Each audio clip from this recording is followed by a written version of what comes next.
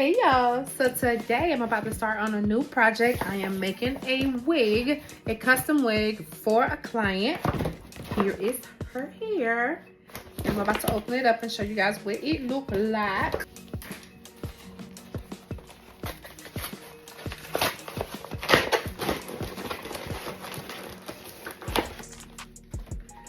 So we have a 4x4. No, we have a 5x5.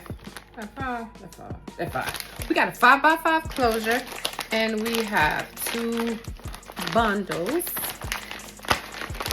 of pure temple Indian hair. Pull it out so you can see what it looks like. This is what it looks like out of the pack. I love their hair, like this curl. I'm loving this wave. This is the wavy curly texture.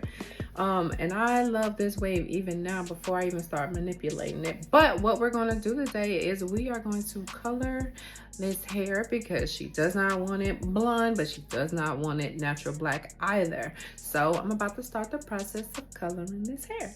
Talk to y'all soon.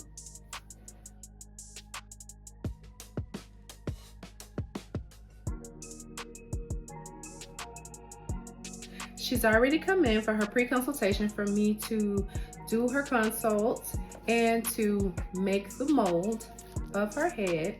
And this is what I am going to be using to make her custom wig using her freshly colored hair. All right, so come on. I had to pull out the big dog for this job because I was going to be coloring a lot of hair and I did not want to waste time having to mix more color. So here we go. So this is the tool that is used for mixing color.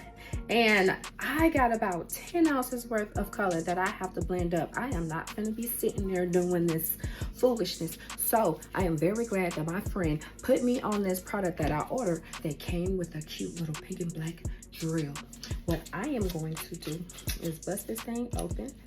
I stick my baby whisk down in there. And I tighten that thing up. Come on now, get in there. What you doing? Yep. We tighten that whisk up like so. Power that thing. We in there. Work smarter, not harder. After I was done with my mix, I applied the color to the hair off camera. That was going to take a long time as far as applying it, waiting for the process and all of that good stuff. So here's the results. Next, I'm going to sew the tracks together so that the hair is thicker, and also to blend the 2 shades together so that the hair looks highlighted.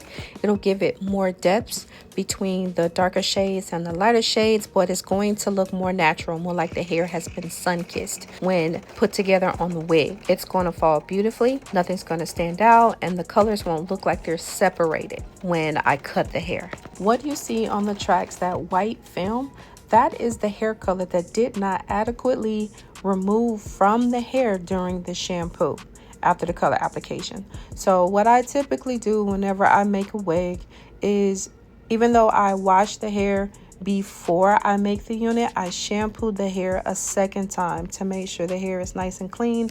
Also during the process, sometimes the hair falls on the floor. If the track is too long or something like that, it may touch the floor. So what I do is shampoo the wig and style it and set the fall of the hair. Also, it recharges the curls to give the hair another shampoo when it's done. So the remainder of that color buildup that was left on the tracks will be removed during that final shampoo.